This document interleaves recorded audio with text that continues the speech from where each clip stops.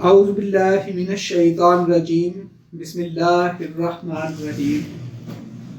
رب اشرح لی صدری ویسر لی امری واحلل عقدۃ من لسانی یفقہوا قولی۔ سامعین، قرآن حکیم میں متعدد مقامات پر اللہ کے لیے حکمت والا یعنی حکیم کی صفت کے مالک کا ذکر ملتا ہے۔ اس سے ایک تو ہمیں معلوم ہوا کہ حکمت اللہ کی صفت ہے، دوسرے ہم نے ان مقامات سے پیشتر میں دیکھا کہ اللہ نے اپنے لیے اس صفت کا اظہار اس موقع پر کیا جہاں کسی سماجی یا طبعی اصول، کسی سماجی یا طبعی حقیقت، اور یہ دو لفظ جو میں نے دو بار بولے ہیں، اس سے مراد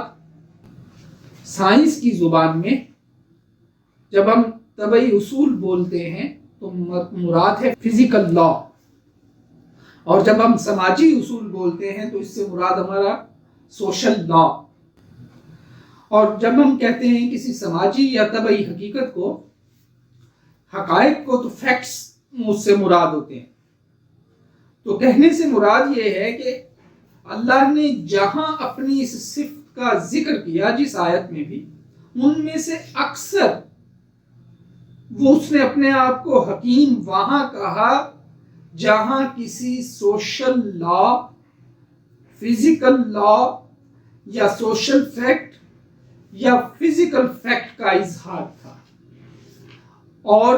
اس کا تذکرہ مقصود تھا۔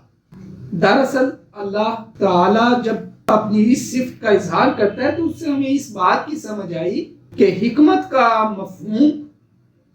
عقل و دانش زیادہ عام استعمال کیا گیا ہے۔ ایک اور بات جو ہم سمجھے، سورۃ الاسراء یا سورہ بنی اسرائیل کی آیت نمبر 39 کے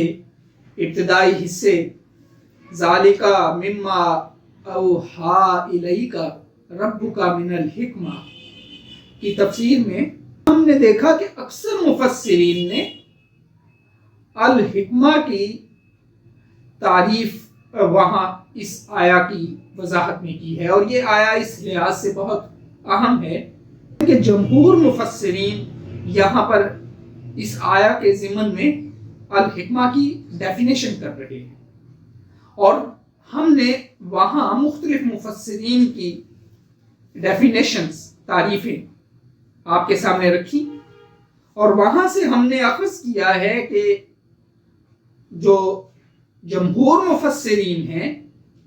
ان کے نزدیک حکمت سے مراد دانشمندی، زندگی کے محکم حقائق، دانائی اور عقل، علم نافع اور علم و حق کے ذریعے حق بات کی دریافت ہے۔ یعنی ڈیفینیشن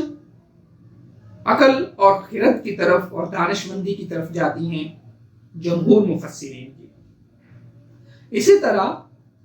ہم نے مختلف لغات میں سے اور قرآن کی سمجھ رکھنے والے بزرگوں کے اقوال سے حکمت کا معنی بہترین علم، عقل و دانش کی باتیں،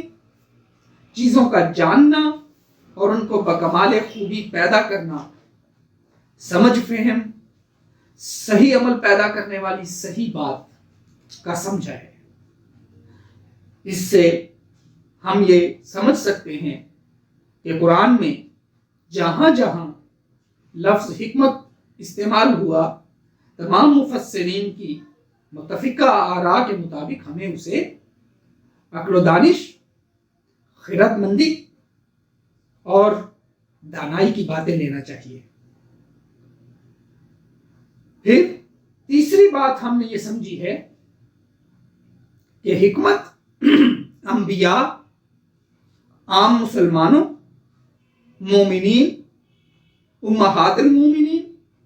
اور عام انسانوں میں سے جسے اللہ چاہے ایک نعمت کے طور پر عطا کرتا ہے۔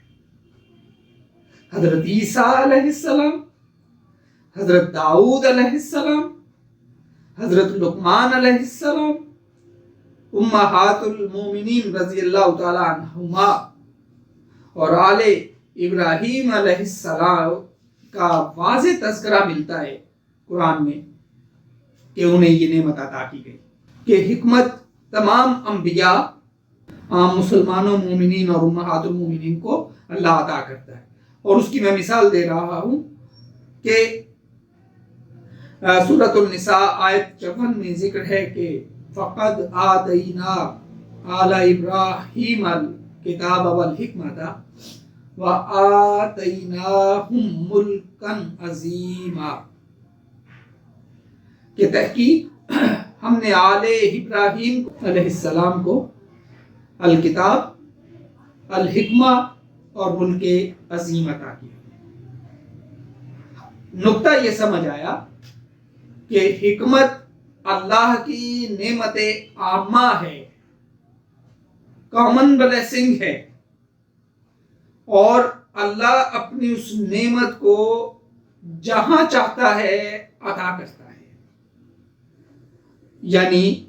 اس سے مراد یہ ہوا کہ عقل و خرد اللہ کی اس دنیا میں دی گئی وحی کے بعد سب سے بڑی نعمت ہے۔